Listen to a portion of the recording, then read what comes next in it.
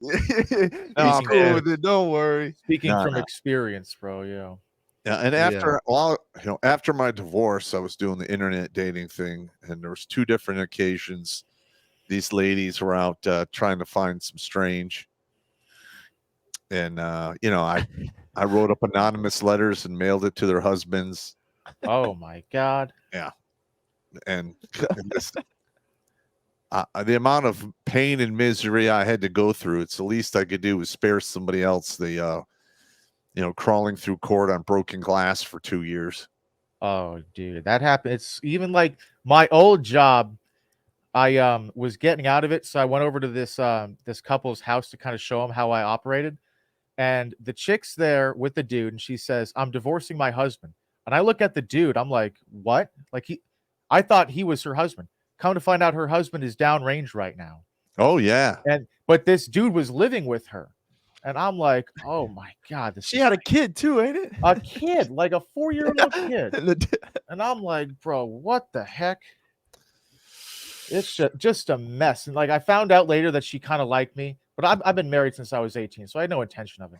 But I'm like, even if I was single, bro, to do that to another guy, like yeah. to a soldier, to like I seen how that messed up Trev. I'm like, bro, I could not in good conscience So do you're that. you're still married? Yeah, I got married. yeah. Yeah, I think I was 18 for like or 19 for like a month, maybe when I got And married. you're 28 now? 27, yes, Well, sir. well, congratulations on your 10-year anniversary of Thank you. Yeah. having a live-in penis massager. Oh, dude, you don't even know. We're better than we. It's that what do they call that, the 7-year itch, Yeah, right? That's when it Yeah. gets kind of rough. But if you make it through that, dude, you're fucking golden, man. yeah, yeah. Listen, I mean, a lot of what I do is I'm trying to educate the young guys out there in regards to the dangers of marriage and feminism. Ooh. Because the number one reason dudes are flossing out their brain pans with magnums is because they get divorced, turned into slaves, and they lose their kids. That's number one. Second one, unemployment. Both of those things are deeply rooted in a man's identity and purpose. You take those two things away, it's the equivalent of putting a dude on a boat in the middle of a calm ocean with no stars or moon to navigate by, and you take away all of the fucking oars. Just left Whoa. there floating. You are out there flapping, man. Yeah, I that's mean, kind of shit. how I Of came the home. But I was when I was lucky enough not to have to not to have children with my ex. Dude, I thank oh, God thank like God, every day for that shit, man, because that would have been brutal. bro. Yeah. So, what do you guys do for work? We're trying to get this off the Off the ground. ground? Yeah, and then I'm Listen, going if in back if you into want me to college be a for it. regular guest, I have no problem. I mean, I'll speak anywhere as long Oh as I yeah, get a chance to save guys' lives. So, No, that's awesome because we've that'd be gotten awesome. messages where like we've like people have just said like y'all helped us or me and just like especially the guests like giving them a place to tell their story. It's just like we can tell it helps people and it helps us too. mhm. Um, Yeah, like well, that was where it started, man. The VA was giving me a therapy appointment every other month, and I'm Yeah, like, dude, I listen. need more than this shit. All right, listen. All right. I want you to go on YouTube and search for the following video. It's called Purple Heart's Final Beat. That was the first video I put out, and it talks about suicide because I made that video shortly after because I was planning, to kill myself. And the only reason that didn't happen is a former commander of mine, about 4 or 5 days prior to my planned exit date, went to the Holly National Cemetery in his dress blues and blew his fucking head off. And the only difference between he and I is he picked a much more scenic location than I did. And like quite literally, that guy took the bullet that was meant for me. And then I guess serendipity fell in, and I got picked to be the NCOIC of his funeral. And I got to see exactly how fucked up it affected everyone, and it totally changed it 180'd my thinking and within a day. Yeah, it's That's fucking crazy. Yeah, I mean, that's brutal. We just had the Miami police chief just tried to blow his brains out and it didn't work. Now he's just paralyzed, sitting Yeah. in the hospital. It's like, that's man. gotta suck so hard, dude. So yeah, it's because you think you get home, you don't like you're saying you don't have you're on unemployment or you don't have unemployment because you're receiving whatever it is 20% from the VA. Now you can't get it, and now now you got you have to go through court. Maybe you already went through court, and then now you have, like you said, you have no job. Number one thing people ask men when they shake their hand is, "What do you do for work?" That's like the number one thing. Yeah, I And know. if you got nothing to answer, you're like, well, I just got out the military. That whole year when I was trying to figure out what the hell to do, that was miserable because everyone, even when my parents introduced me, hey, this is my son. Oh, that's cool. What do you do for work? I'm like, fuck, nothing right now. Like, I'm I'm not unfucking doing my shit. life. I just Yeah. tell you, I work for the cartel or something. All right, so what subjects you want to cover? Really anything, man. Like I actually, to start it, I wanted to cover the methylene blue. Seen you Yes. were doing the methylene blue, man. That's yeah. There you Oh, go. what the hell? You Okay. don't see that amongst the older generation. I will say that is not found. I'm But sorry. it No, works, don't it? Oh yeah. we should Yeah, tap into like marriages, especially like court. We don't really have much experience. Listen, with court. you can tell me, ask me whatever in regards to that. I have no problem. I'm just not going to talk directly about any of my family. They're fucking idiots. Are you okay to share your suicide story? Yeah, I talk Hell about yeah, that okay. online quite a few times. Okay. So, yeah, me and All Chubb right, are let's very get open into about the that. So Now, and if you want, at the end of the interview, you can attach a copy of Purple Heart's Final Beat and get it out there, so maybe it can get in front of more people. Because on my end, I have YouTube like literally, putting their foot on my nuts, yeah. and they've been doing it since roughly 2015. I got to like one strike for an anti-suicide video. how could hell? you? I got another one for talking about legitimate facts, figures, and stats in the divorce industry. Yeah. So, and That you might as well be Hitler talking about that kind of stuff. yeah, I just launched your Purple Heart's Final Beat and it gave me a warning. Oh my god. yeah, That's how you know there's some good info in there when it gives you a warning, bro. yeah, it's pretty good. Yeah, it's I mean, shit, man.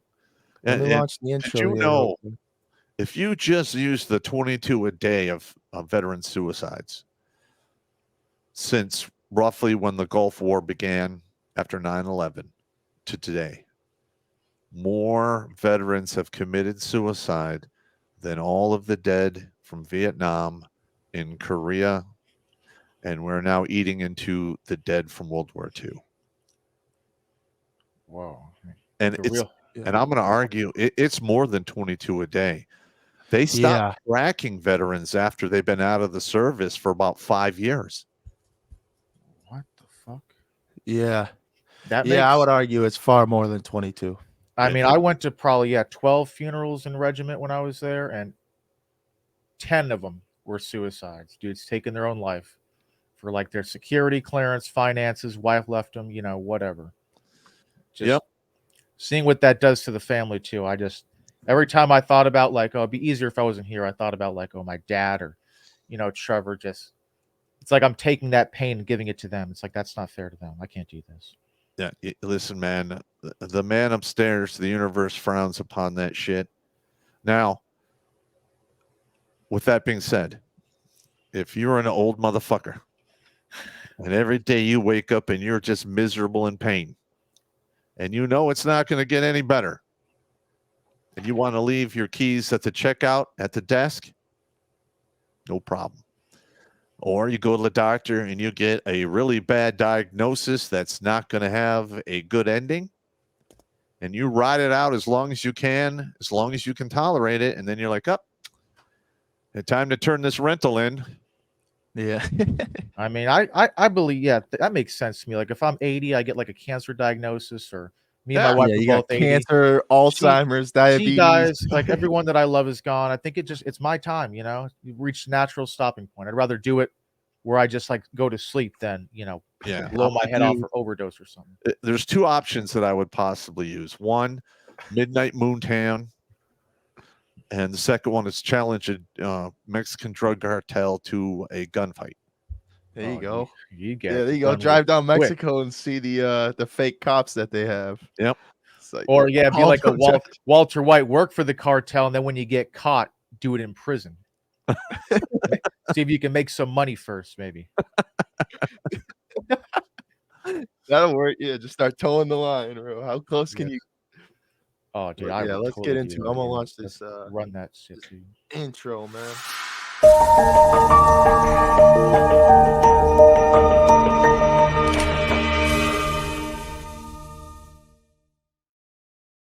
All right. Welcome back to Mind Over Matter. We're on episode 48.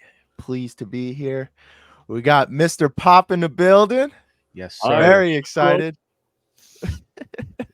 Very excited. I'll leave his link to his channel and everything in the description. But It's also on the board behind me. yeah, there you go. Yeah. Man, it was probably about 8 months ago now. I was still living in my old. No, it's honestly probably a year now. I pulled up your video, and the first video I pulled up had the suicide counter on. I was like, oh shit, we got to get this dude on. Like same purpose, same goal, helping the young men out, just with a lot more experience. A lot more experience. So you were like you were 24 when you found the video. Yeah. So yeah. did you finally give up the Huggies, or are you good now? Yeah, right. Yeah. We can So, finally I get think the I can- 36-pack of Crayola crayons. Listen, no offense, but every time I get these young bucks coming to my office, if they're younger than 30, I'm like, hey, you still got mama's titty milk on your mouth. Shut up. It's funny because I feel so old. I feel like I'm 40, and then I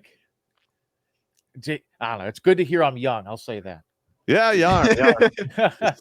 Well, and that's a big man. disconnect.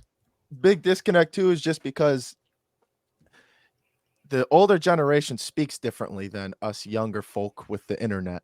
Mhm. You know, you go on TikTok and watch 10 videos, you probably have no clue what the fuck they're trying to say. But so no like cap. it's hard to do that, hard to talk to the younger generation about it without as much experience, but feel like Jordan Peterson, for example, that man, the way he talks, I mean, the 15 to 25-year-olds, that should just go straight over their head just because Yeah, he you're talks right. in a way that like See, that's why I run my channel. I have several channels, but I have one called Grunt Speak because 33 years in the military, I had to give tens of thousands of briefings to nugs all the way to generals. And when I've literally given briefings to a room of dudes, and I use a bigger word, and I literally watch the needle of their brain come out of the groove, and they're like, and I have to like herd them back like cats. And the best way is I just dummy it down to like a 10th grade, 11th grade education. And it seems to be working out pretty good. Yeah, the videos you got. We were watching a couple before this. Pretty cut to the chase, no bullshit. So. Yeah, I think I said inculcate one time, and everyone looked at me like I was insane. Like, okay, this ain't gonna work, bro. Well, I've done a video on PTSD. I've done 2 videos on several videos on suicide. I did a video on depression. That's called Lens of Depression. And then I did another one called Caught in Limbo. And that's usually the combat vets who have that mindset. They're back here going, doing the mundane drumbeat we call life. And all they want to do is go back to the combat zone. But when they're in the combat zone, all they want to do is come home. So they're stuck in between that, and it causes a lot of problems. So you said you joined in what year? 1986 when I was 17. Yo, and so like mental health wasn't a big like talking point back then, right? Nope. And then when did you like get interested in it? Like what sparked your kind of like, okay, this is a problem? Well, the mental health thing? Yes, sir. Oh, crap. 33 years in the military, I quit counting at 100 the amount of 100 funerals I attended or I was in charge of, right? Wow. 30% of them, in my opinion, were highly questionable. Or they were either suicides were questionable. That was like 1/3 of all the dirt darts I threw into the ground. There was something going on there. Either they got divorced, they had problems with their kids, all kinds of shit like that. And like for instance, there was this master sergeant. He was about to retire, 28 years in the service, gets hit with divorce papers. 2 weeks later, they fish his carcass out of the lake, and they say accidental drowning. He was drunker than a skunk. Could have been accidental, but I find it highly suspicious that took place just before he died. Yeah. Yeah, I was going to ask what you meant by suspicious. I'm like, they know something about the Clintons or something else. Well, my thing is this: is like when I did the Purple Hearts Final Beat video. I hope you guys put the link in the description or show the video Down below. The comment there now. I literally, every time I heard about a suicide on the news, I searched for it, found a write-up or a eulogy or something else, copied it onto Microsoft Word, and I just did a find and replace. And I looked for divorce, estranged, ex-wife, and there's like 2 other terms that I can't, that aren't on the tip of my tongue. But in 70% of the cases, those words were there. It needs to be formally researched and not ignored like we're doing. Well, yeah, and the big problem is, as a man, it's like I faced this atrocity. How much of myself am I being weak? Am I being weak for thinking about it? Am I being weak for being sad about it? And how strong should I be as well? So should I speak up about it? Should I not speak up about it? Because we just don't know. I mean, it is a fine line, because then you end up with people playing the victim and everything. And I may have done that for like a couple months, but no, but it's like, fuck, man. What do I do with this? Yeah, well, whenever, like, I have a warrior's mentality. So whenever a set of circumstances appears where I have to make decisions like that, my default setting is fuck you, we're fighting. Yeah, that's And you want me to cut back on the swearing? Is no, that's Kevin won't. No, I won't. Shit, no. I try, but not good at it. Yeah, I say too many F-bombs. It's an army thing. Yeah, I was gonna say, we grew up in the army. Of course we're gonna fucking say bad words. Yep. And that's the other thing. You grow up in the army. And it's not just the army people. There's plenty of people. Men's suicide in general is going through the roof. It's not just veterans. Veterans is a big point, and that's what we kind of do with our show, is open it up to everybody, so everyone can learn. But well, the 2 big things, in my opinion, that are driving this horrible tidal wave of suicides is the divorce industry and unemployment, because both of those things are deeply rooted in a man's identity and purpose. You take those 2 things away, and it's the equivalent of taking that man onto a boat in the middle of a calm ocean. You cannot see the shore. There are no stars. There is no moon to navigate by, and they take away the goddamn oars. It sucks. Yeah, and that's just such a perfect way of putting it, because that's exactly how I felt. That's why I ended up trying, putting a gun to my head. And it's so ridiculous too, because most of the time you're going through the divorce, and it's a woman who couldn't give less of a shit about you. Correct. And you're willing to take your life because of someone who literally doesn't give a fuck about you. Well, listen, it's such a weird, it doesn't make sense. These men are making permanent, solutions for a temporary problem. Yep. Like one of the philosophies that I use in my comedy that help guys, not kill themselves, is simply play the goddamn long game. All right, the longer you're here, the more opportunities the universe is going to put before you, and it could radically change your life if you take one of those opportunities. Yeah, no, I think you're 100% right about that. Because as men, when you break up, right, you want to get revenge on the other person.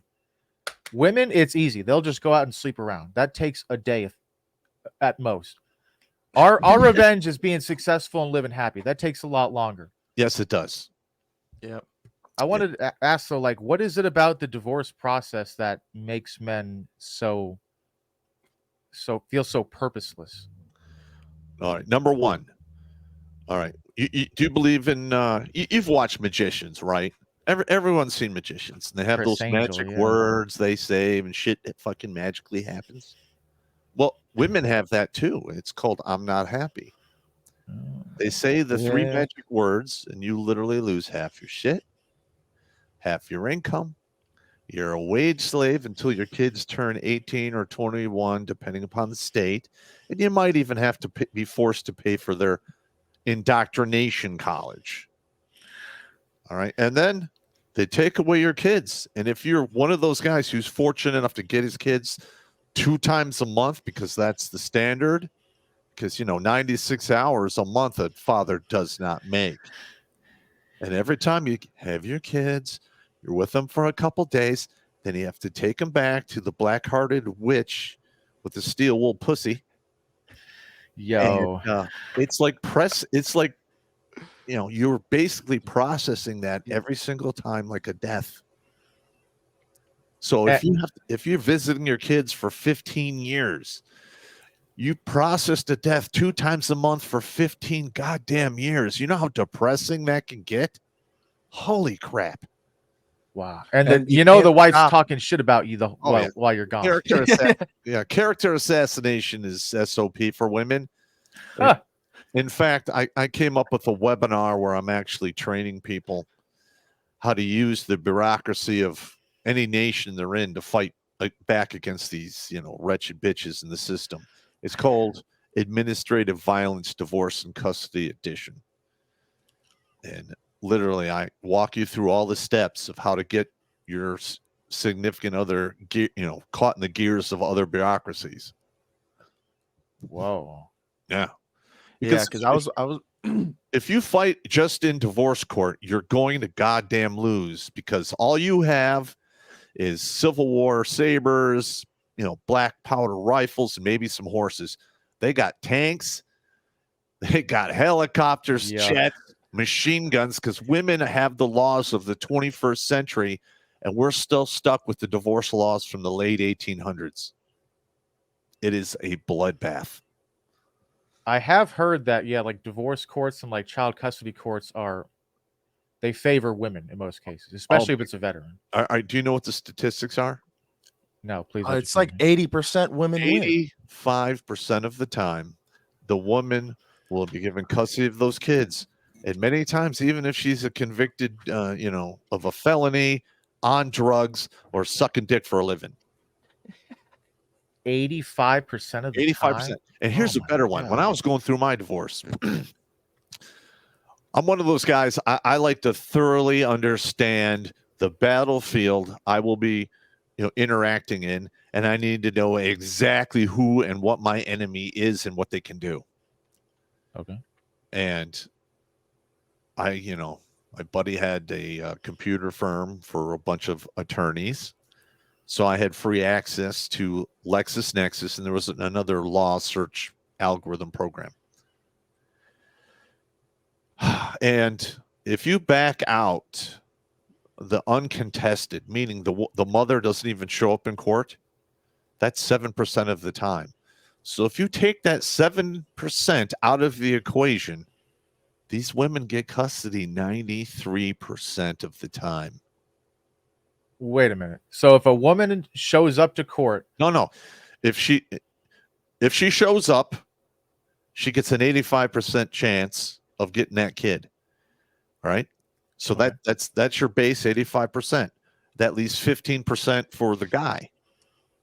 But 7% of the time, the guy gets custody because the mother doesn't show up.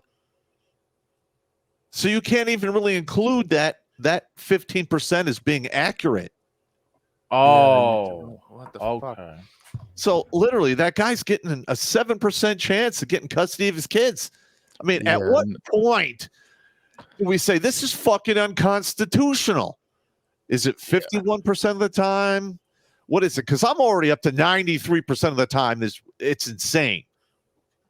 You think? Yeah, no, treat that bitch like Hitler. You're right. Fight her on two fronts. Oh, you man. have to, bro. Like you're already you only got a 7% chance if you fight fair. Like, Yeah. How can any court or any government see that figure and think, oh, whatever. Well, that's just Yeah. they are not going to see that figure until there's a barricaded gunman across from the courthouse every fucking day across America. That's when they're like, well, maybe we went a little too far. By the time that happens, it's going to be too late. There's a lot of men out there just waiting for the laws of this country to collapse and do bad things. Now, I myself don't condone that, and I am not going to participate, but I'm not going to lift a finger to stop it. In fact, I will pop some popcorn and watch the show. That'd be a good ass show, man. Watching the men finally take over again, man. Because when I was living with my girlfriend when I found you. She moved in, and what? It was my first. Yo. Yeah, hey, man. It was first time first girl I met out Thinking with the Army. wrong head. Yeah. Come on. Come. But it opened my eyes, and I was watching that, and I was watching a video on this. You brought up like the millennial women, and I'm like, son of a bitch, that's her. Oh no, that's her. Oh no, I'm like, oh no, what have I done? No. Do you know how many times when I was still on active duty, I have soldiers come into my office and go, "Did you bug my house?" And I'm like, "What?" Like that last video you did, it was almost exactly the conversation I had with my soon-to-be ex-wife 2 weeks ago. Yeah, soon Wow. to be. Yep. Yeah. You're like, fuck, because you were going through this, and it's like, why would I ever get married again? I have no reason to get married again. What the fuck? What am I doing out here getting married just so she could yoink my shit? Yeah, I did a video called "Sell Me Marriage." That was a good one. Listen, if you guys want to get a good laugh, you watch the video I did called "Challenge Accepted," and where I mathematically prove it is completely feasible for a woman to get 500 miles of dick run through her before the age of 52. 500 miles. Yeah, she's Holy hiking, shit. dude. Hiking, bro. And that's probably got to be the average. There's some 2,000 women out there. Yeah. And With then the Prius out there. another damn, I know. criteria I try to teach the young man is listen, you have to understand that the dick stacking test. You're with a woman, you talk with her, you get a ballpark figure of how many roosters she sat on. You just take that number, multiply it by 6, and divide by 12, and in your mind you put a platform at that height and you push them off. They so much as get a skin knee, too many cocks. Yo, that was a big thing with her, though. She was a big body count doesn't matter. Oh yeah. Scientifically proven, the minute a woman goes over 5 partners, her chances of staying in a committed relationship / marriage goes down astronomically. It's like I think there's a lot of like when you have sex with someone, your souls kind of intermingle, right? Like there's a soul aspect to sex. And like once you get up above like 30 people you slept with, man, like you're not really capable of doing that. It's like your ability has gone numb almost, I think. Well, yeah, they break their oxytocin receptors. So they wind up in this, after they do that, they date men for 2 years, and then the feels go away, and they got to get the feels back. They find another dude, again, another 2 years. And as they get older, that time frame will shorten. And, it's literally a slow motion train wreck. You just can't. They get told that's an empowering thing to do, though, is to sleep around with a bunch of men when they're young women. Yeah, hey, look, if they want to swallow a quart of throat yogurt every week, go ahead. I don't care. Oh, don't expect me to write a check against you when you get old and you fall off the penis. It's just not going to happen. Yeah, that was go ahead, Trevor. The one we were just watching was the I don't know what we were watching, but you were saying that masculinity, when women get it, the masculinity trait is a good thing. But when a man is more like masculine, it's just, what the fuck is this man doing? It's toxic. Yeah, but it's a trait. How could you can't go both ways with a trait of a human? What about this? If you were a real man, I've heard that dozens of times since I started doing this. And I literally look these women in the face and go, bitch, I fucking jumped into fucking combat. I led men in battle and war. Do not tell me if I'm a man or not, because I tested my manhood against the anvil of war and I passed with flying colors. So Yep. shut your Over and over damn again. normal thinking mouth. I came up with something to like kind of make it make sense to my wife. Is like a woman when she says, "Oh, I'm independent and strong and I make my own money, don't need no man." That would be the equivalent to me saying, "I'm really good at makeup." You're going to think, "Okay, that's weird. Like that's not a manly thing to be good at." It's the same thing with us when you say, "Oh, I don't need a man, I'm independent." It's off-putting. Like when Trevor tells me he has a new girlfriend, most of the time I'm just saying, well, I say most of the time like it happens constantly. My first reaction would be what's she look like, right? But if she got a new boyfriend, her friends are going to ask, what's he do? How much does he make? Yeah. And older dudes are different. Like I've had some of my buddies, get girlfriends, and the first thing I ask is her pussy stink? Oh, and they're like, what? That's a good test right there. Get right into it, bro. Asking the tough questions. Well, you see how I got you. You both you guys are laughing, right? Yeah. Yeah. The premise of my entire channel is I use comedy with truth. I get these guys laughing, and what they don't understand is I'm literally flipping switches and pushing buttons, and they're thinking me, trying to save them from making a lot of the stupid mistakes that I made when I was young and dick thinking myself.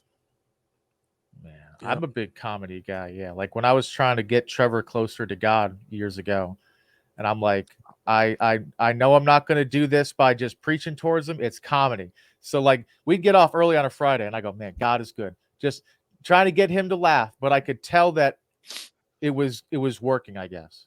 Yeah. Well, because that was also when I was married at the time, and I'd come in with like, this bitch didn't do the fucking dishes again.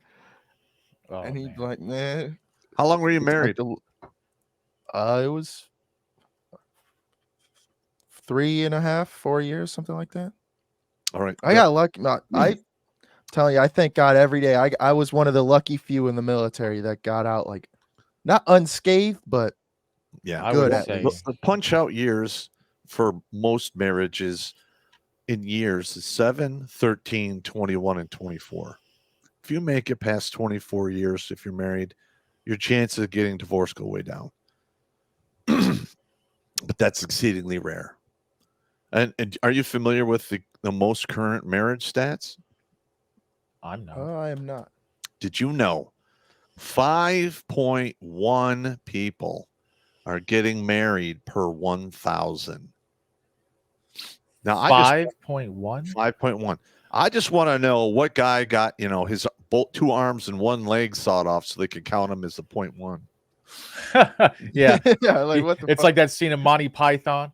It's just Yeah. a stump. What And color I to want to draw? bring that number to 0 because the way that this civilization treats men, they do not deserve our efforts. Right.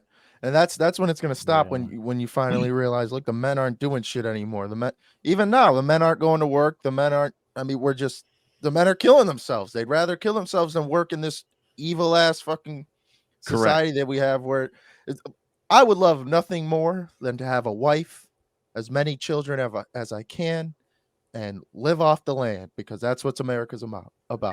Yeah. But you literally fucking can't anymore. You Well, literally can't. Every day you're thinking, because like you said too, it's emotional thinking. One day it's good, the next day she's pissed, and she makes a decision when she's pissed to get divorced or whatever it is, and now you're completely fucked. Everything, it could be a light switch and you're done. Yep. You're not And that's just what it was. you're not just completely fucked. You are savagely ass rape fucked by the courts. There is no lube and you ain't getting no stitches. Yep. And it sucks too, because like you're told your masculinity, those are your natural kind of inclinations, that is evil. Mm-hmm. And so you stop that behavior and your testosterone levels go down. Now you're getting bent over by the courts. And it's like you don't even want to fight that. You just want to take it at that point because you've just been turned into mush. No. Yeah, I fought them tooth and goddamn nail. I had my ex-wife in court like every 22 to 25 days for almost 2 goddamn years. Whoa. And Man it was in finally there. came to an end when the judge, I've been doing this for quite a few times. He's like, listen, if you file any more paperwork, we're going to throw you in jail for contempt of court. I'm like, let's go. Let's do it right now. I have no problem going to jail. I went to SEER school, whatever. Let's do this. But be prepared for the active army to show up here with their lawyers and go, what the fuck just happened? Because I am following the process that I'm allowed to do by law. So the judge is like, okay, all right, let's just go back to my chambers. And he sits down. He goes, all right, what's going on, man? I go, listen, this fucking every other weekend shit is bullshit. She's playing games, not letting me see my kid. She shows up late. She does all this stupid stuff. I want 3 weekends a month, and I want them Friday after school, and I will drop them off at school on Monday. And my ex-wife starts throwing this fucking fit. And I go, Your Honor, why do I have to miss out on the school experience as well? And he's like, you're right. That's it. 3 weekends a month. You're good. It's crazy you had to fight so hard. Yeah, that doesn't. Yeah, it was a battle of attrition, actually, because I tell all the guys who watch my channel, if they're caught in this turmoil, learn how to fill out the paperwork yourself. So I'd go to pick up my kids. They wouldn't come out the door. I call the cops. The cops show up and say, hey, it's a civil matter. Got it. But now I go to the police station, get a printout of the radio log, attach it to my motion stating the cops were called to this location. He was there. He could not get his kids. And every time that would happen, I would fill out the paperwork and I'd go to court without a lawyer. She'd show up with her attorney, and she didn't know it at the time, but I was reading her email.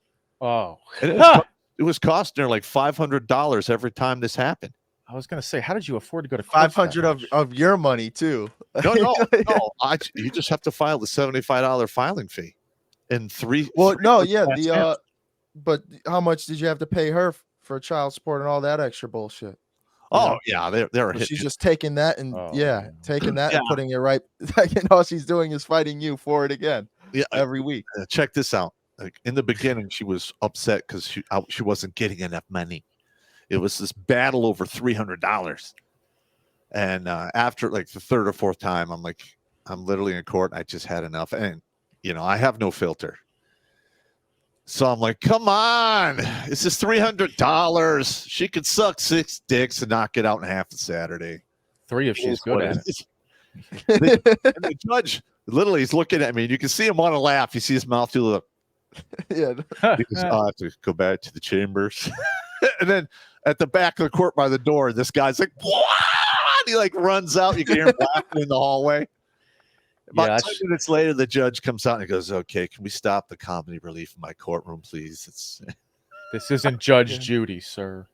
Dude, I listen, that's one of the reasons I got in trouble in the Army is when my brain healed from the TBI, all of the filters didn't come back.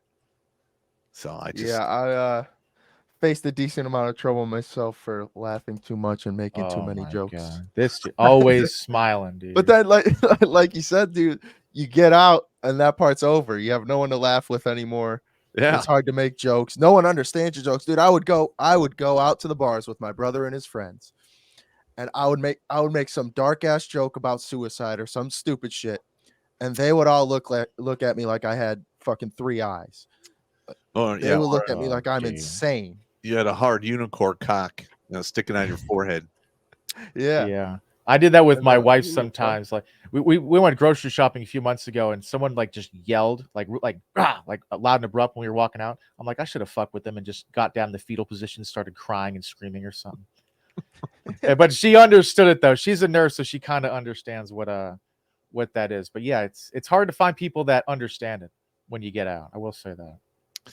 Yeah, but here's another thing: is if you serve in the military, everyone is going to develop that sense of humor. You have to keep your sanity. Oh yeah.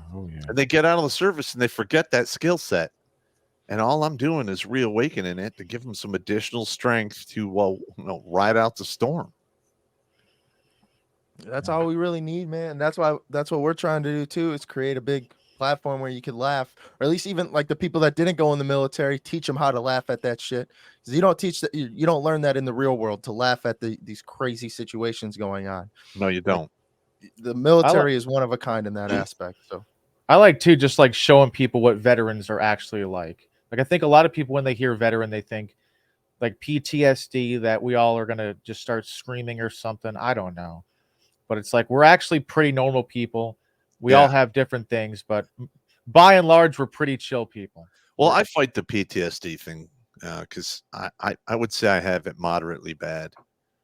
Like I have a hard time driving in rush hour traffic. I try to avoid traffic circles.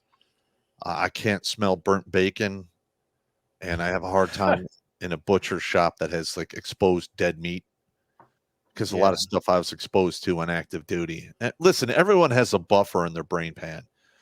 You see too much and you go over that, and it starts to wear on you.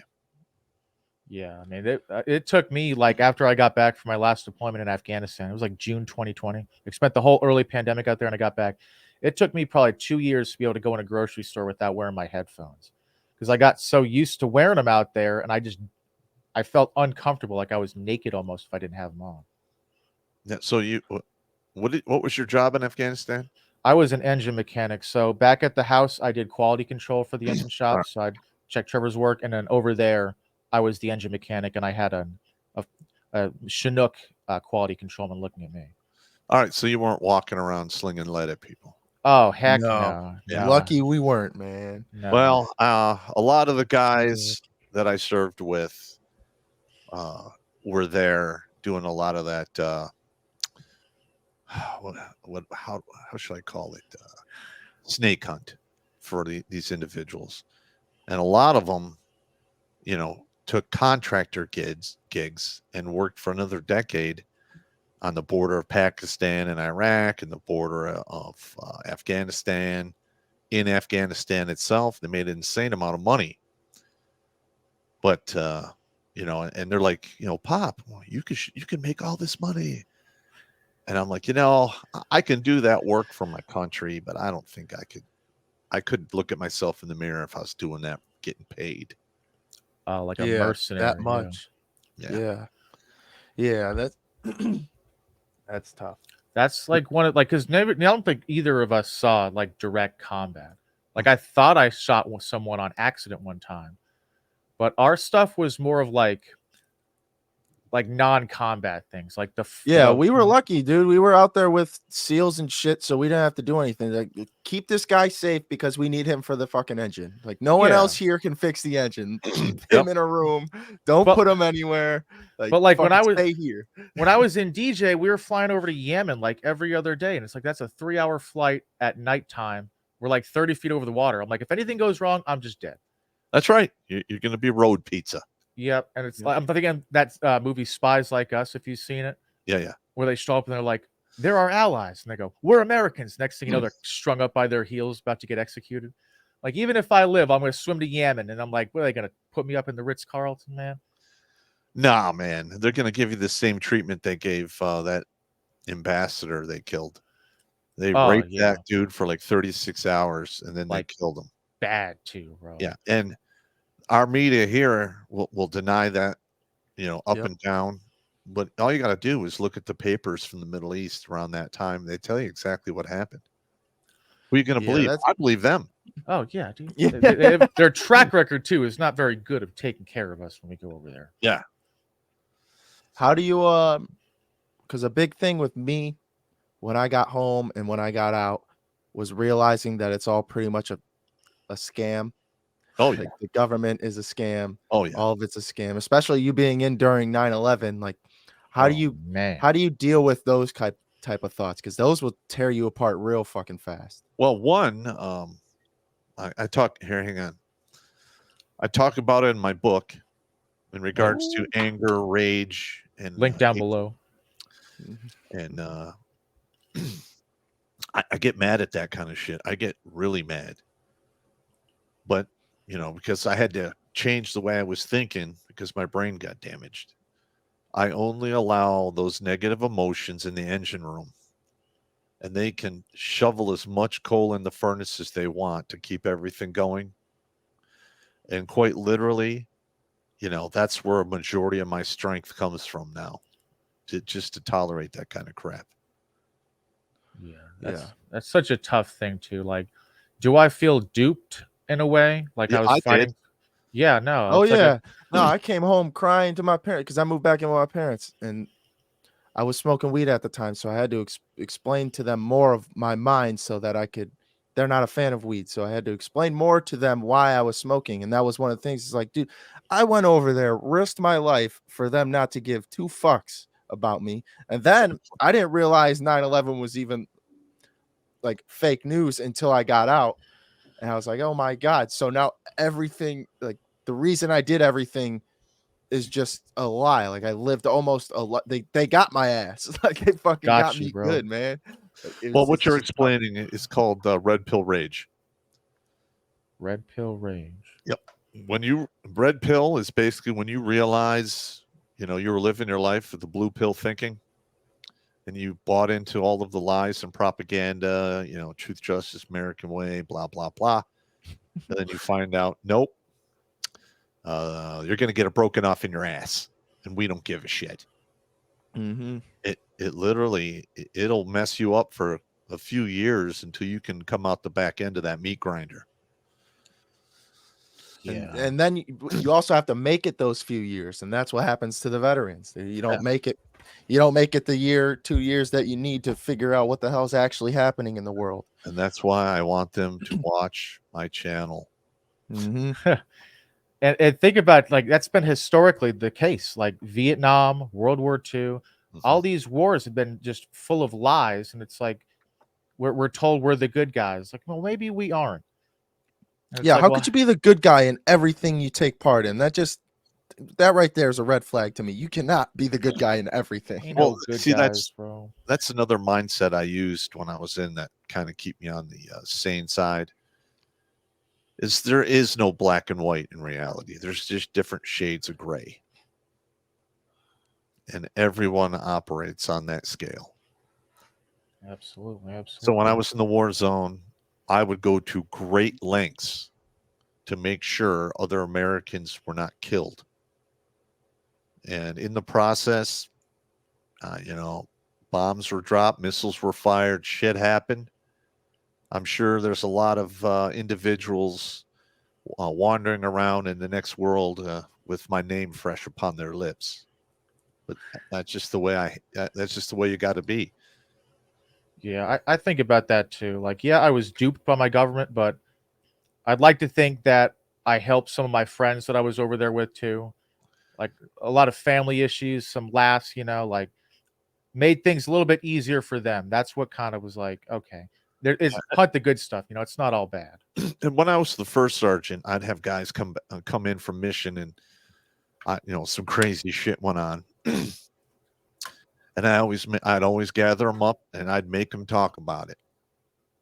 Oh, Because yeah. if you can talk about it immediately before that shit soaks in, it adds a lot of positive outcomes. Because if you keep it bottled up, and as you progress in time, I call it soul cancer. It literally it eats your soul away, and these guys wind up drinking themselves to death, or killing themselves, or just living very risky lifestyles that usually wind up with them having to turn in their meat suit for the mineral deposits. That's a huge thing in the 160th, man. Like, you go overseas and you're back a day and a half later, and you're going to work that next day. It's like you don't even pause and try to reconcile anything. Yeah. Like, No one to talk to, because even therapy inside is you get once every month and a half. You talk to it at work, everyone thinks you're a pussy. It's like, who do I talk to, man? Like, fuck. Yeah. You guys were support, right? I was combat arms, and I used to have two bad habits that most of my commanders absolutely despised in me, and that would be leading from the front by example. Oh And- no! Yeah. Oh, yeah. Boo! That'll lot- get you. I'm serious. A lot of those officers hated my guts because I made them look like shit. There go Mhm. year-end COERs. Yep. So I mean, really, I'd be like, well, the guys who go out in the sector, I'm going with them. Well, you can't go. Okay. Well, yeah. What am I supposed to stay here and twiddle my thumbs while they're out No, there? no. Get the fuck out of here, man. No. And every single unit I was ever in, like when I was a platoon sergeant, squad leader, first sergeant, I always treated the unit like an island of misfit toys. And I can't tell you how many times I'd go up to the head shed. That's headquarters. And there's like 4 or 5 guys on the bench getting processed out because they think they're a bunch of douchebags. I would go pull their jacket, look at their PT, look at their schools. If they're NCOs, I look at NCOERs. And most of the time, I'd be like, hey, you want this to happen, or do you want to come to my unit, my platoon, my company, and we'll see if we can retread you and fuck your life. Mhm. Dude. And like the 3rd platoon, the Kings of the Damned in Iraq, like I just got moved out from being their platoon sergeant, and those guys saved a lot of lives, and carried the unit for that entire deployment. And and all of them were broken toys that I put back together. Now I- Yeah, and we talked to one of our buddies a lot. He was on the show too, Jay, and he really, I never thought of it this way, but we're basically just sophisticated psychopaths. Yeah, we are. Yeah. Yep. Yeah, and then we get out, and now we're just in the normal world. We're all psychopaths, not being taken care of anymore. Well- No one watching over us anymore. I'm more of a conditioned sociopath. I Okay. like Meaning- that. That's a good term. I have that switch in my brain where I no longer care, and I just go about my mission. Feelings don't fucking matter. You just do what you got to do. You got to get the job done. That's right, because men don't have the luxury of doing what we want to do. Men have to do what they need to do. There is Yep. no safety net. There is no cavalry coming to your rescue, man. You want to make it to the shore? You better start swimming. I did want to point out though, they're so quick to punish like the junior guys too. Like about 2 months before I got out, they put the UCMJ list on the urinal, and it was like you'd see a PV2 a specialist get charged with the same crime as a CW3 or 4, and like they pop hot on UA, and it just says for the CW3 like a letter of whatever, a letter of reprimand Yeah. or something. And listen, Yeah, there was very little I could do for a soldier who pissed hot because the regs are the regs. There's nothing I could do. But I stepped in and I stopped probably 50 Article 15s in my career. oh wow. Yeah, I literally I show up at the sergeant major and I'm like, what the fuck's going on, sergeant major? You're gonna crucify my guy? You didn't even fucking talk to me? Didn't give me a chance to punish him first? This is fucked up. I'm gonna appeal it. It Yeah. makes Well, people What are you gonna do? I'm like, well, he's gonna do a 25 fucking mile road march. He's probably Oh, dig a couple dude. foxholes. Have him, cleaning out vehicles and repainting the parking lot just to get started. But I'm not fucking gonna do paperwork on the guy and take away rank and stuff. Because guess what? Maybe he wants to stay in, and one day he'll apply for your fucking job, Sergeant Major, and they won't give it to him because you gave him some fucked up paperwork when he was 19, 20 years old, and he's still a goddamn child, in my opinion. Yeah. That's what we did. We give you the option. You want to get smoked or you want to put this on paper? Yeah. Every single time they would get smoked, dude. Yeah. And I had literally guys, 10, 20 years later, track me down and thank me for just, punishing them that way and not doing the paperwork. Oh man, yeah. One of me and Trevor's really great friends, he got a DUI when he first got to the regiment. And I've seen that go where they just kick you out automatically or they just don't do anything. And he got punished a little bit, but he ended up being a really great soldier. I'm like, that's so great. They could have kicked him out, no questions asked, but they took a chance on me and he ran with it. And I want to applaud you, Pop, because there are very few leaders like that. And even the guy Kevin's talking about, Oh, the man. leader trying to kick him out also got a DUI. Yeah. So Like you're trying this, to the platoon ruin sergeant, this the dude's same life. guy. Yeah, Well- you're trying to ruin this dude's life for a mistake you made. You don't want to lead from the front. You don't want it. You don't. You went through this. Help him go through this. Like I what the lost so fuck? much respect for that guy right away, dude. Yeah, Oh my yeah. God. And like I learned that lesson from my first platoon sergeant because I was in the army like 3 fucking weeks. I have a knockdown, drag out brawl with this Mexican at Family Day, and a colonel's wife got knocked in the water. Somebody got knocked into the fire pit. It was just a clusterfuck. Family days, bro. They're Yeah. fun. So me and this guy, we get called up to the head shed. Sergeant Major is just, we're gonna get maxed out, field grade Article 15, blah blah blah. And my platoon sergeant shows up, and he basically said the same speech I did. He's like, "What the fuck's Sergeant Major? These are my guys. You're gonna punish them without even talking to me." He goes, "Well, they were fighting at Family Day." He goes, "They're fucking infantry. That's what we train them to do. And then you give them beer, shit's gonna happen." A lot of you beer know- too at our family days. at Man. a fucking family day. So literally, this Mexican and I wound up sawing up 2 telephone poles with old lumberjack saw into little fucking wafers. I like ripped the skin off my hands. It was just a fucking nightmare.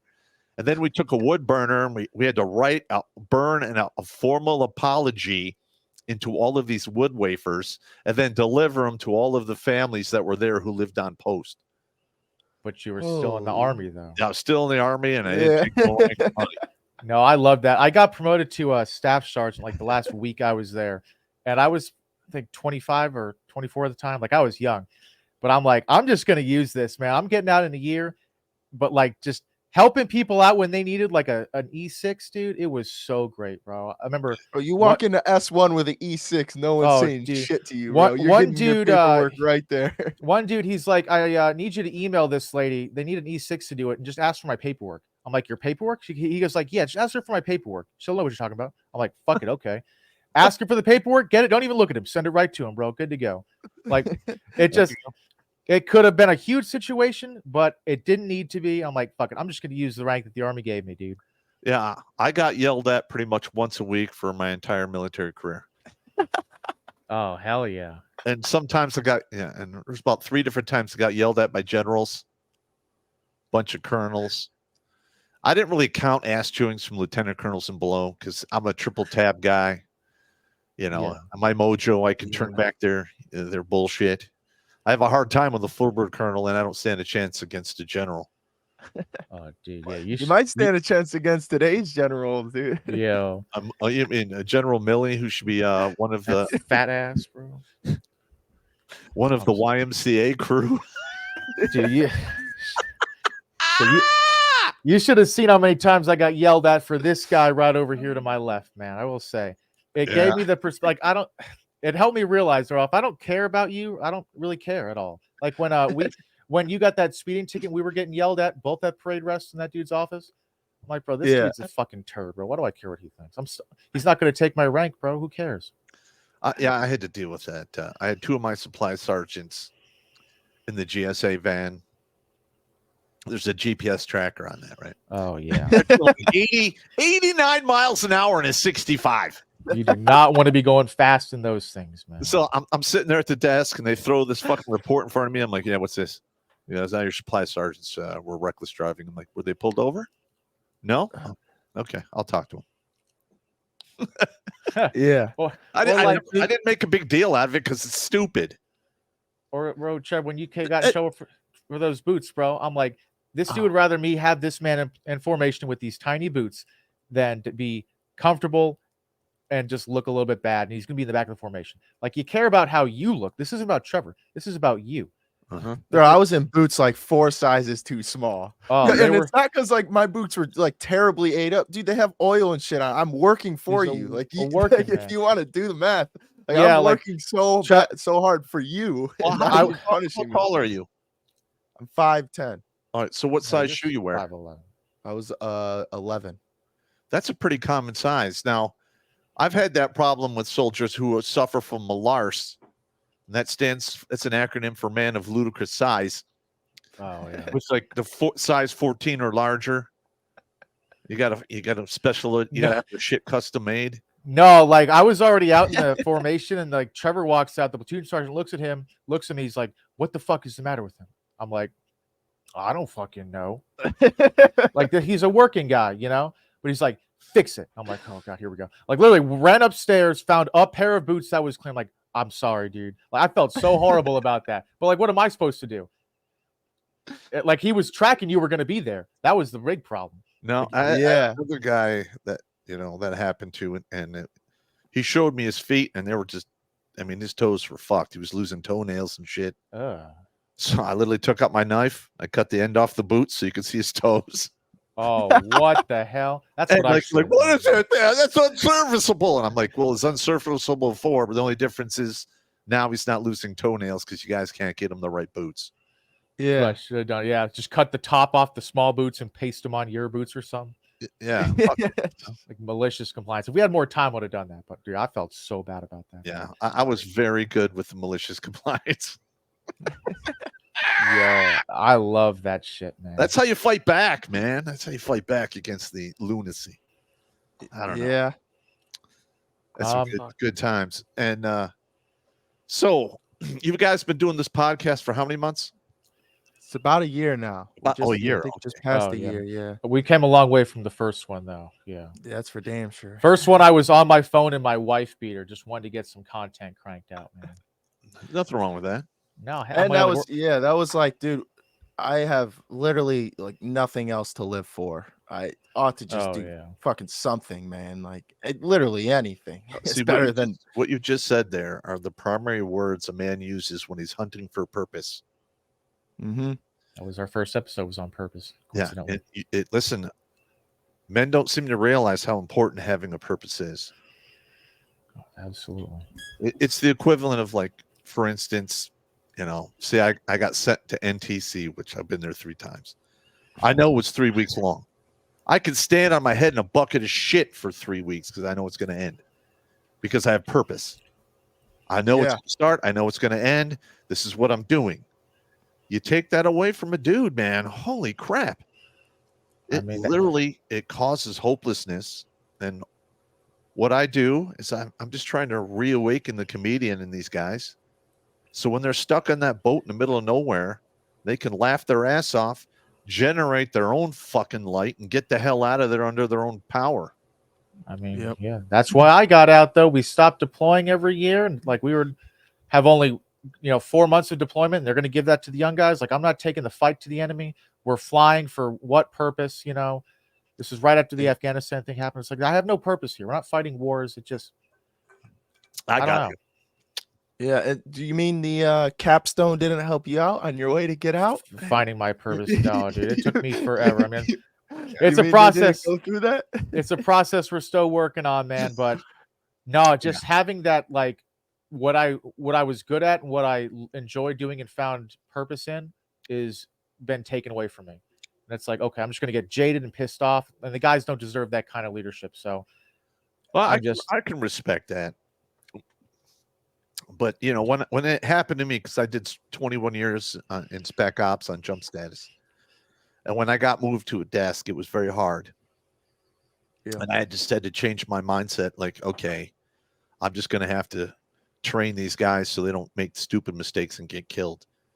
And it was very hard, because we just couldn't get the resources, the ammo for me to run them through the firing tables that you need for pre-deployment.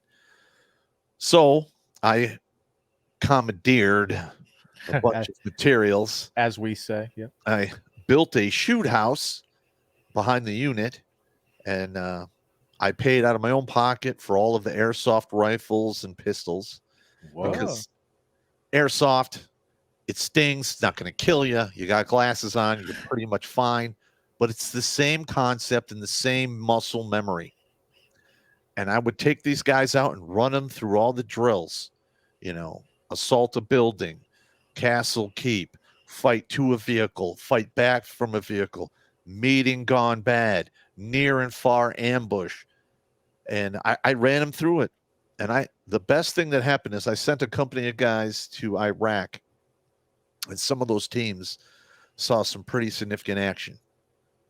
They all made it back home. And then one of the guys pulls me aside and he's like, I want to thank you. And I'm like, for what?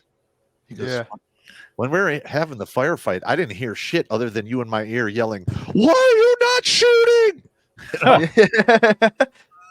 That seems like something you get in trouble for, actually, nowadays. I don't care. Oh, yeah. Like I always operate on forgiveness. That's why I got my ass chewed all the time. Like, it's better to ask for forgiveness than permission. Absolutely. Especially with all the mediocre, incompetent leaders that are in the military now, that they literally will not make decisions. Your company commander is going to ask the battalion commander. He's going to ask the brigade commander, who's going to ask the division commander, who's going to ask the fucking corps commander. And it's 3 days between all that. That's 18-day turnaround for the permission you need to do an operation. Holy shit. That is stupid. Yeah, I've always thought, any decision is better than no decision, I think. Absolutely. And I got my ass yelled at quite a few times for that. And I don't care.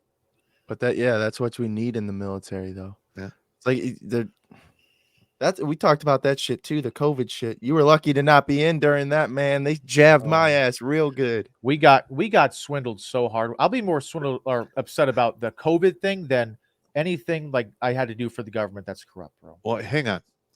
All right. We have 100% volunteer force. Now, in what flowchart of insanity is it a logical thing to do to treat your volunteer force like a bunch of goddamn guinea pigs? Yep. They could fuck off. And I will tell that to their goddamn faces. It's like you got the most fit people, 18, 25, 18 to 30. Young, bro. The most fit people, physically and mentally fighting for you, voluntarily, like you said. And this virus that's affecting 65 and up, you want to inject them with some unknown bullshit? Like, come on. And not just like inject them, dude. They told me you're not going on leave. You're not going to deploy. You're not going to do anything unless you get this shot. And so I got the fucking shot. And then 3 months later, they're like, oh, yeah, by the way, you're getting fucking med boarded. Good luck. Yo, dude. Because they were like, we're going to kick you out if you don't get this thing. And we had a shop of, I think, 18 guys. One guy held out. Now, I'll always respect him for it, dude. Because he held out the whole time and they didn't kick him out. And I'm like, dude, I just wish I'd have done that, man. Like, unfortunately, that's one of those bitter lessons men learn as they age. You see a good example. You didn't do the same thing. There's a little bit of shame. But next time that circumstance comes up, you're going to be like, I remember that motherfucker did that. I'm doing the same thing. Yep. I remember thinking, out of all I got like a 6-page shot record at this point. After all the crap the Army's put my body through, this will probably not be the first thing to kill me. Yeah. Like the thing that really pissed me off was the anthrax vaccinations. Oh, that shit hurts. Oh, dude, that's every month. Bro, well, the thing is, I don't know if they don't keep track of it or what, dude. Every time I went in that bitch, I was getting anthrax. Oh my god. No, I got in some hot water because I would not take all the anthrax shots. They gave me like one. I'm like, this is fucking gay. I'm not doing this again. Wasn't there a lawsuit too, bro? I'm sorry to cut you off. And I was a triple tab to E8. So a lot of times I go in there and I'm like, just write it down. He gave it to me. Well, hey, just write it down. He gave it to me. I'm fine. They're like, okay. I remember thinking too with that. I asked the people at the aid station once. I was like, anthrax, isn't that shit people get mailed? Like, is this that common that we're going to get an anthrax letter? We got to get vaccinated every half an hour for it. And she told me that there's anthrax in the dirt overseas. Well, there's anthrax in the dirt everywhere. Yeah, she left that part out. Yeah, and a lot of the times you're really not going to have a problem with anthrax unless you're sitting around near a bunch of dead bodies and rotting organic matter. So, I mean, in World War I, when there's dead guys rotting out there in no man's land, I'm sure anthrax was a severe problem to an extent. But in my opinion, I think that was stupid. Now, they did weaponize anthrax. They can, they make the spores, and it's like an NBC weapon. And all you really need to do is take some antibiotics so it doesn't take root in your body, and you're fine. What? For real? Yeah, Bro, the way they gave us those shots, you would have thought there was no cure, yeah. no treatment. Yeah, like I'm turning into a zombie if I fucking get this instantly gonna drop dead, bro. Yeah, they're stupid. And like for the first Gulf War, I remember I was in the Ranger Regiment and they give me all these pills. And I'm like, what the fuck are these? Like, oh, this is your anti-nerve gas pills. You got to start taking them now. And I'm like, no. Yo. Yeah, not They a damn gave, chance. when we went to Africa, yeah, they gave us these anti-malarial pills. And everyone that took was Oh. like, I had dreams where I was killing people, you know? I'm like, bro, I don't know. I'd rather just get malaria at this not point. touch dude. it. Bro, they even like they handed them to me and said, "Hey, you will have crazy dreams if you take these." I'm like, get the fuck out of here, dude. I'm already having fucking crazy ass dreams. Yeah, me too. Running through the desert butt naked with an assault rifle thinking everyone's dying. Like, I don't want anything crazier than that shit. Already You crazy can enough. also, if you're willing to take, doxycycline, you can take that every day, and that fights off malaria as well. Methylene blue will, they used to use that to Yeah. treat malaria Oh. back in the day. Can we see your tongue right quick? Because you're on. Oh, man. Oh, that's cool. Like sucking lollipops over What- there, bro. Have you noticed the difference when you started taking methylene blue? Well, one of the reasons I use the methylene blue is I've said before, I had a really bad TBI with a minor stroke. My memory is shit. Oh, That's why I had yep. you guys text me 30 minutes prior. So because sometimes I'll find myself out in the weeds, like, oh shit, and I have to run back here to unfuck myself. But yeah, I take the methylene blue, and it took about 90 days, but I'm a lot of the brain fog is starting to fade. My memory is still not that good. That's why I call this my brain. I write. Oh, he's got a Oh, green you one. still got it. Yeah. I love I it. love these things. Haven't seen one Yeah. of those in forever. But whenever I have an idea or I need to remember something, I'm always like, oh shit, I write it in the brain. Write that down. I have it in my pocket usually, and I pull it out like, what day was that? That's my yeah. thing. Sometimes I'll like go into another room because I need something, and I'll get in the room and I'll like, what the fuck did I come here for? That's also a side effect of PTSD. You know that, right? That's what. Yeah, Yeah. that's what Jay told us. Yeah. It's because Yeah. everyone's brain has a certain amount of bandwidth. If you're suffering from PTSD, a lot of that is bandwidth is just getting burned up. It's like a virus in the back of your computer. It slows Yeah. everything down. Does the Well, blue I- stuff? I'm sorry, Trevor. It helps No, with you short-term know. memory. Well, yes. Another supplement I take is called lion's mane mushrooms. Mm. I get it in a capsule form, so because I hate eating mushrooms. They just take like dirt and ass. I can't stand it. Yo, But there's a compound in that supplement that actually aids your body in making new neural connections. oh, Do the research. Yeah. I take No, and I take another one. There's a type of magnesium that will make it through the blood-brain barrier. I take that as well. I'm literally fighting this TBI memory thing with as much as I possibly can. And everyone out there, you just write that down. You do a search on the internet, like methylene blue benefits or studies. They've been using that methylene blue for 100 years. All What it type does of? I'm is sorry. turn your tongue blue, and in the morning you piss green. Big deal. I already do that. Okay. What type of magnesium then? We're I looking think for? it's magnesium folate. I think that's what they call it. I'm really bad with the names and stuff. Okay. Well, it's hard to keep up when they all got some crazy ass fucking name. yeah, yeah, I'm writing it down. I also want to get into all that. Yeah. I'm doing the research on these 3 supplements, which can be used to prevent the horrible side effects from getting vaccinated, i.e., the blood clots throughout your body, the closing off of your arteries and veins from the irritation, and the spike proteins. Okay. Yeah, I was looking up. I was like, I wonder if I can unvaccinate myself from this. Shit. Well, send me an email after this, and I'll forward you the names of the supplements, and you can do the research yourself.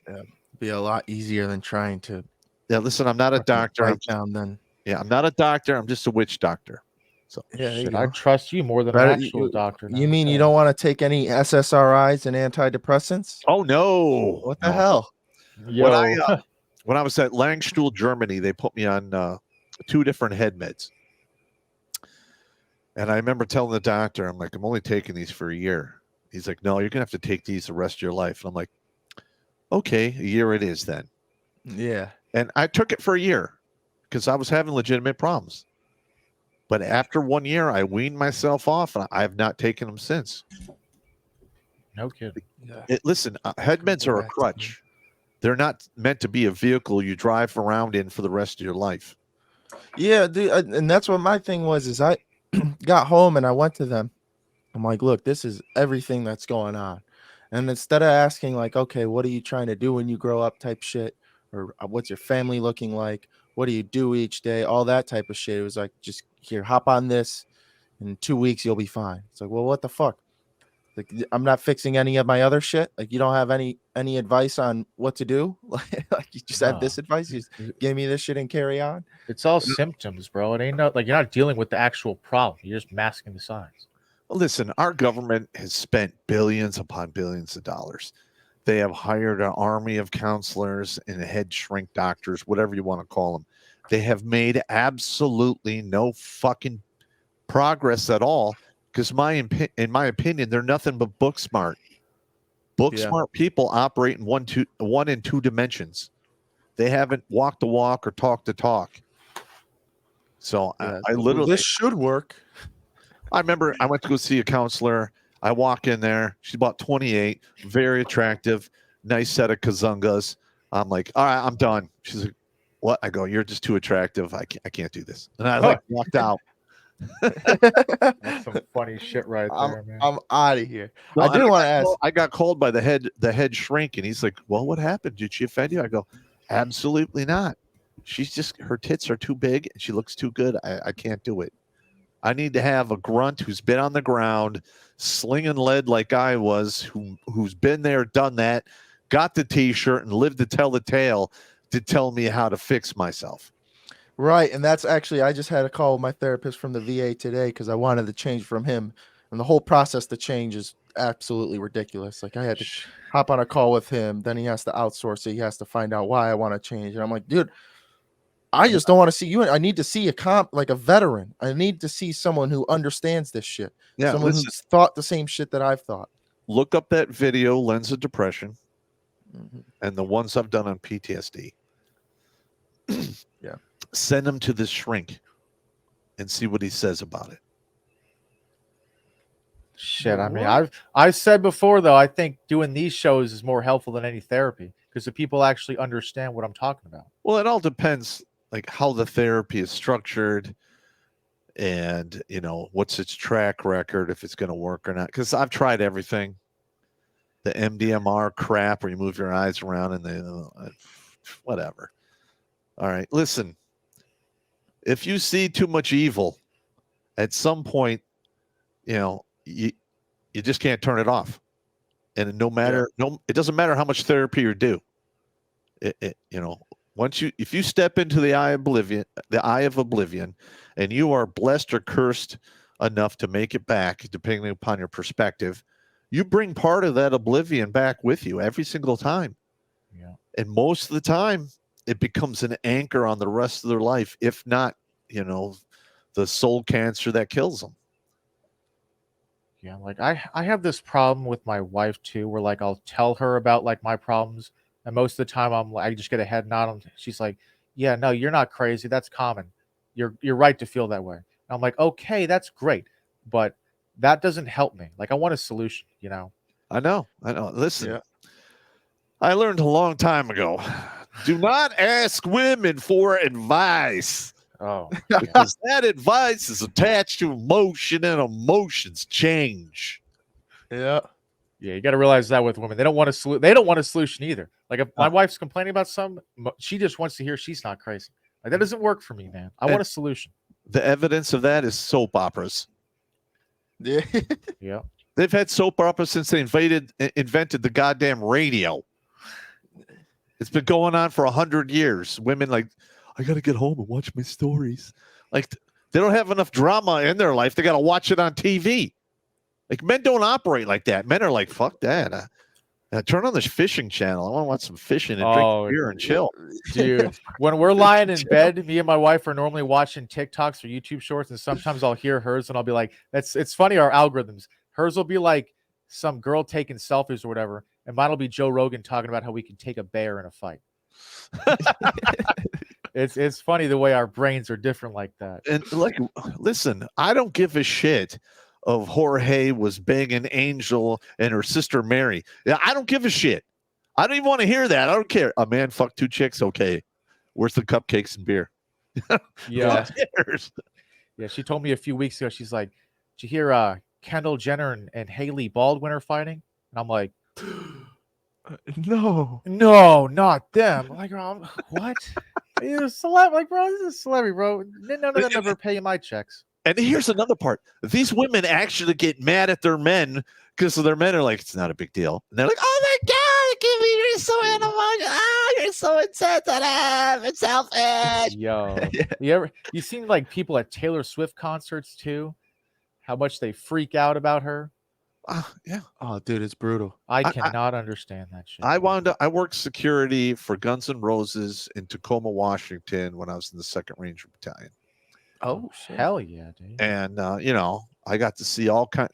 These guys walk on stage, and some of these women just start screaming hysterically, like they're watching their friends and family be like filleted alive.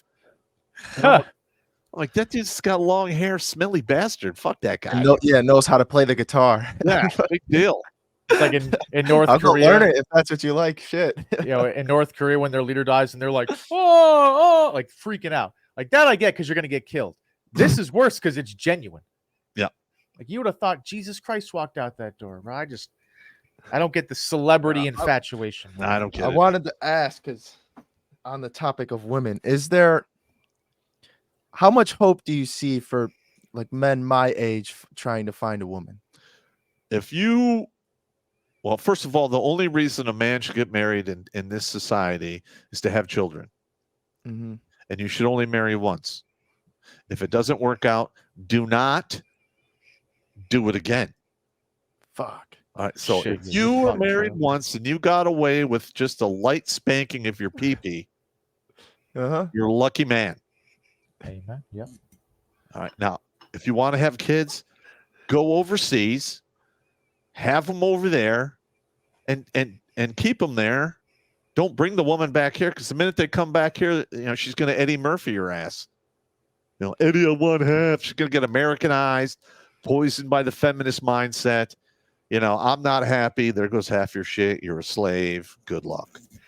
What if you went over to a Muslim country, got a Muslim chick, and then went to the Amish country over here? Huh? Now we're thinking outside the box. I mean, there's always exceptions to the rule, but it is so dangerous for men today. It's the equivalent of trying to walk through a minefield. Some people are going to make it across, and some people just aren't going to.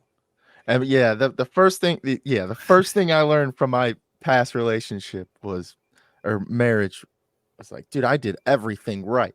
I feel like I checked all the fucking boxes. How could this shit still happen? And the truth is that shit still fucking happens, no matter what you do. There's a reason why marriage is very close to the word mirage. Oh. Because you get married, it's the equivalent of walking through a barren desert, because let's face it, the minute the wedding cake inoculates the wife, the blowjobs stop. Yeah. And the sex dries up. And you spend the rest of your life walking across this barren, lonely desert, hoping you're going to get to that mirage of water, which is love and respect. And you never make it. Would you say there's no reason really for a man to get married nowadays? There is no reason for a man to get married. Yeah, you got to go find your own nice Latina, bro. I've heard all the arguments. Well, you want companionship, get a dog.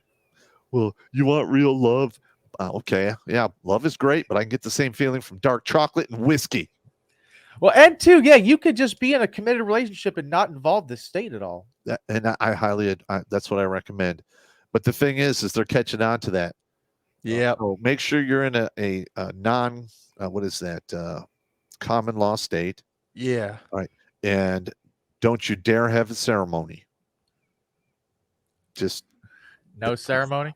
they will fuck you hard. Did you have a ceremony? Oh, yes, but we didn't get a marriage license. Doesn't matter. Get in line. The green weenies going up your ass all the way to the bottom of the shaft. Fall in. All in. Yeah. Fall in. Double time. No. No, it just God, there's so many ways please, for men no. to get screwed. I could see. Yeah, there's really. It's like for what? What's the upside? You can do that without involving the government. My thing is one and done, man. That's it. One and done. Yeah. Even for someone Yeah, like I think Trevor who so. did it so young for the maybe not the right reason. Trevor, I hate to dash your hopes, brother. Hey, you're not going to hurt our feelings, man. But if you are familiar with the stats like I am, a first marriage, 50-50 chance of divorce. Second marriage, 63% chance of divorce.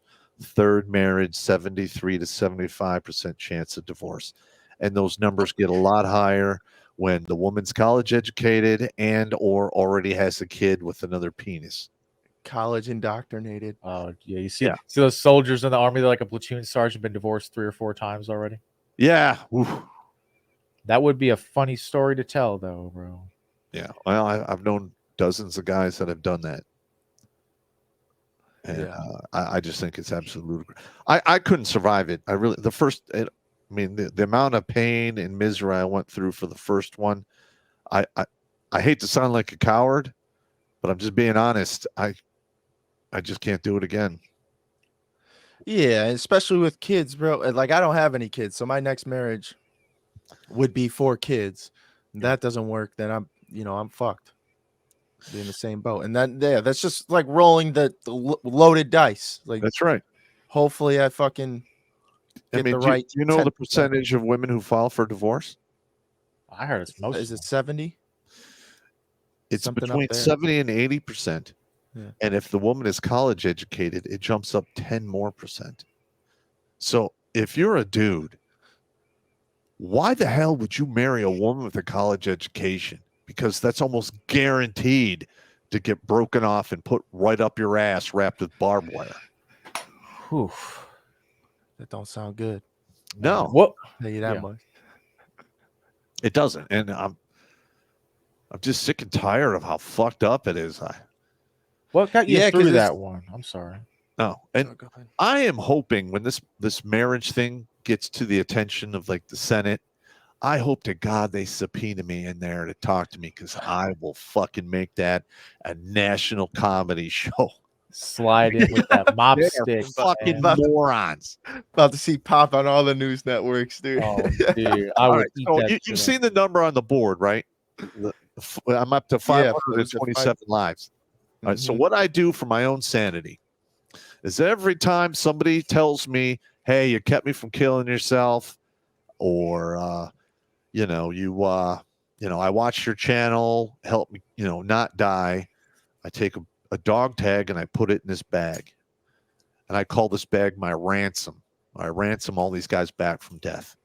This is over 500 dog tags. And each one of those are a life saved. Yes. And then this set right here is another guy. I'm not going to say his name. He was changing station. He was stationed in New York and he was driving to Alaska.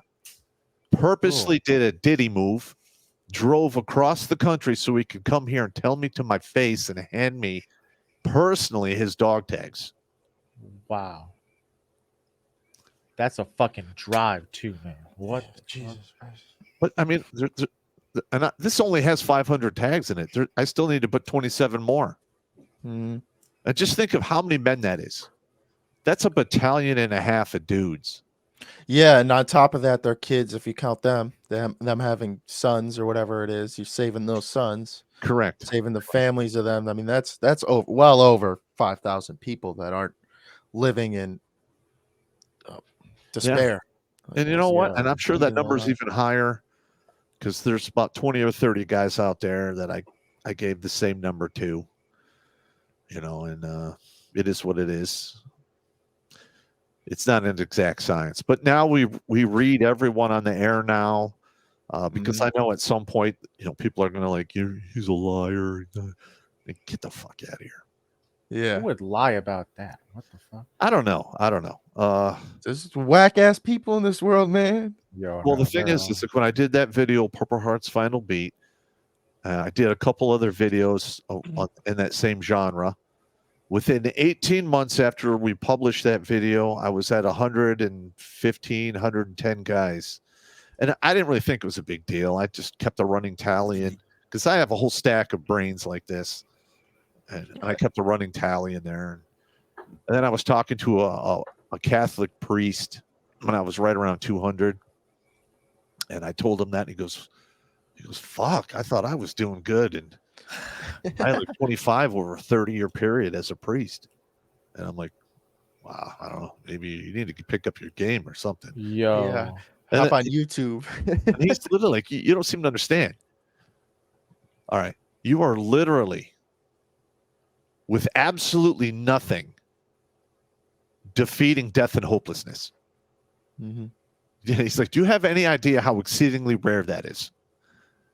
And that's when it hit me. I'm like, wow, holy shit. You know, When and you this put it that way.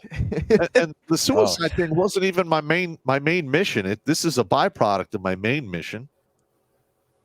You know, and I'm just glad it worked out that way. I'm just thinking, I think probably Trev and maybe a few other guys on a good day that I've helped like save from suicide. It's like something I think about all the time. That's less than 5 people. I can't imagine over 500. That's got to be crazy. Yeah, we'll get there one day, bro. Yeah, I'm saying Yeah, that's a listen, good thing to have. The number's only going up, which is fucking ridiculous. It's only going up. It started with the feminist movement. We got to shout out them. Well, Shout out to the it was the feminist movement, no fault divorce, which was accepted pretty much across the country by 1975 to 78. And then by the time 1985 rolled around and they got their game going, that's when the pressure really started for dudes. You know, it is that unbelievable. Ronald We gotta Reagan take it time back. frame. Take it back to the mob days where you could slap them again. Shut the fuck Take their up. right to vote away. Yeah. Voting Well, on you know, emotion. I'm just saying that feminism has won. Men and women are completely equal. So, ladies, when you're out there in the real world, just remember, with equal rights come equal lefts. And since you're looked upon now as a man, we're not going to ride to your rescue. It's all on you. Cowboy up, sack up, and unfuck your own life. Yeah. My mom's a very feminist individual until it's time to go on the roof or carry the groceries in her, every time. Something. Yeah. And you need to be like, you know what? You don't get the best of both worlds. You want to be strong and independent? Go for it. Get to work. All in. That's right. Because this shit, it's not like we fucking woke up and chose this shit, man. Like, I don't want to work 40 hours a week just as much as you don't. Why do you want to do this? This shit doesn't make sense. Yeah. Why do you want to go work a corporate job? Well, the thing is, a lot of these ladies are now, when they get north of 30, they get really upset the fact that, like, I have to do this for the rest of my life. Yeah, that's where I came up with one of my signature sayings for my channel. 40 to 80 is a long fucking time. Whoa. To not have kids, to not have anything. That's like, right. Listen, you don't even have to punish these ladies. You just ignore them. Reality will take care of the rest. Yeah, I read a tweet. It was like, if you don't have kids, the second half of your life is just going to be filled with death. Correct. Whoa. Well, you know, I'm 54, so I'm on the back 9 now. You know, and you know, better back there anyway. I'm at the stage where I have to warm up to sleep. I injure myself in my sleep, and I don't even know it till I wake up. Everything's starting to hurt and ache. House is 80 degrees or something crazy. Yeah. Well, yeah. My house is a little on the cold side because it's haunted, but that's another story. Oh, shit. You cool if I send the final question, Trev? I got a good one. Yeah, rip it, dude. Yeah, so I do the final questions on these, and I wanted to ask you about the purpose thing. If there is anyone listening to this that not necessarily a soldier, but just a guy who's 18 to 25, really feels like they have no purpose, where would you say they should start to find that purpose? Well, they should look at other dudes and follow their example. And like a lot, like one of the things that helped me with my purpose, because I've always been a leader. I lead from the front by example. Is I literally went through all of this crazy shit up until a point of almost fucking death. And I'm like, you know what? I'll just lead these guys behind me away from this trap. And that became my purpose. That's exactly where I derived my shit from. Yep. It's the same exact shit, man. Yeah. Feels like you listen, got the answers. I'm not a gifted orator or whatever you call it. I'm just a grunt. I've given thousands upon thousands of briefings to geniuses and idiots alike. And the best way to do it is you just make it simple, direct, and as truthful as possible. It's the finding those guys that you got to do, really. And like one of the other things I have is an acronym called CHILL. It's spelled CHILLL. And that stands for calm, higher intelligence, latitude, laughter, and if all else fails, live out of fucking spite. Fuck them. Yeah. Hey. Yeah. That makes sense. A lot of boxers do that, I hear. You got to be got to have something to prove to be a fighter. Yeah, I suppose. I mean, I fought professionally too, so I understand that. Yeah. No, that's a great answer, man. Yeah, fuck. This was awesome, man. Yeah. This was awesome. Like I said, man, it was 8 months ago. Just fucking looking at my own screen, maybe a year ago now, just staring at my YouTube screen, watching you clowns on the fucking watching you clowns on there with the girlfriend who, I mean, great lady, but feminist mom and all that shit. And I didn't know where to go. I was just doing the podcast, and yep, maybe didn't stop me from suicide, but gave me a little more push to keep it going. So and it really just woke my eyes up that I wasn't the only fucking one thinking this. Like to see a man, who's been through it like you've seen kids go through it. That was the biggest thing. He's like, I knew a first sergeant role, so I knew, like, yeah, this dude's dealing with the fucking idiots. He gets so all the shit he's seen, like he fucking gets. I'm just another idiot, but just listen to this guy. There's got to be a way out. And yeah, man, just thanks for coming on. Thanks for putting out the content, because it, like you said, it's saving lives. No one can deny it. Fuck, man. Well, just watch my videos, share the channel. I'm just trying to add more names to the board. We the last guy was like on Tuesday, 527. So yeah. Oh, okay. Well, hopefully catch you later. Yeah, for sure. No, it's been awesome having you on. I love getting advice from older people that know what it's like, because that's the best way to learn right there, I think. It is. Just don't be an asshole about it, which is an individual who asks for advice but never takes it. Yeah. Oh, no, that is not who we are. But we're going to show you. We're going to show you. Yeah, well, yeah. Telling you won't do anything. We're just showing you. Yeah. All right, gentlemen. It's been real. For sure. You have a good one, man. All right. I'll be tuning in tonight. You'll see me in there. Have a good one, man. All right, take it easy.